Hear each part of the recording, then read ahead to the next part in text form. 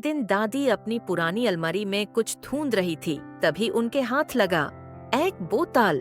बोतल में था कुछ पुराना, कुछ खास, जादू वाला अचार।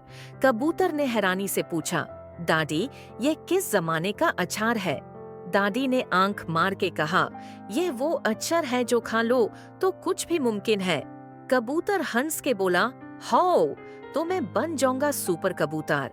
और बिना किसी को बताए उसने एक चम्मच भर के अचार निगल लिया। अगले ही पल कबूम, कबूतर की पूंछ में लग गया रॉकेट और वो झट से सीधा मून की तरफ उड़ गया।